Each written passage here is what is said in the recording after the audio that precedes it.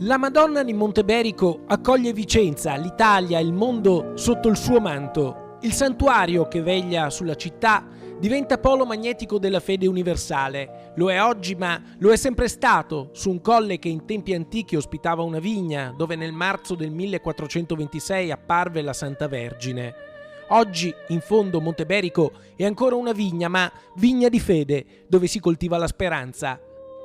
Ed è qui, nel santuario, che ieri sera, con un atto destinato ad entrare nella storia, il vescovo ha elevato la preghiera di supplica alla Madre della Misericordia, affinché ci accolga sotto al suo manto e intervenga in favore dell'umanità, aiutandoci a sconfiggere la pandemia da coronavirus.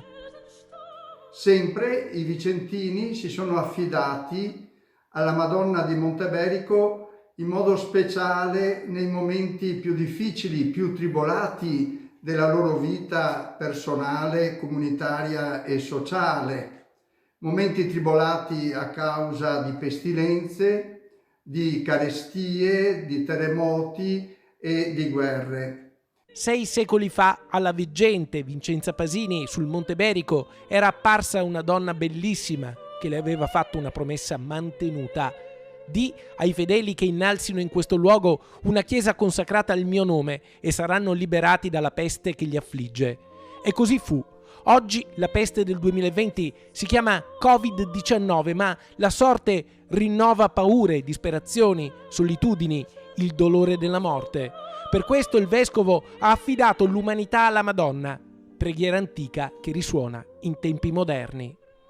Noi siamo preoccupati perché questo virus genera in tutti noi paura, genera ansia e genera anche smarrimento. E quindi poniamo sotto il manto della Madonna di Monteberico la nostra speranza, la nostra fiducia che abbia a cessare questa malattia, questo morbo che contagia tanti nostri fratelli e sorelle.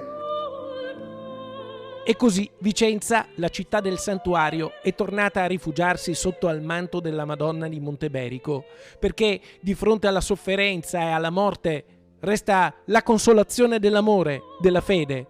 E mentre la scienza prosegue il suo importantissimo cammino sulla strada delle cure e nella ricerca dei vaccini, c'è chi, oltre all'orizzonte di un futuro incerto, alza la testa e guarda il cielo, l'unica direzione da cui sicuramente, tra tante nuvole grigie, giunge un barlume di luce.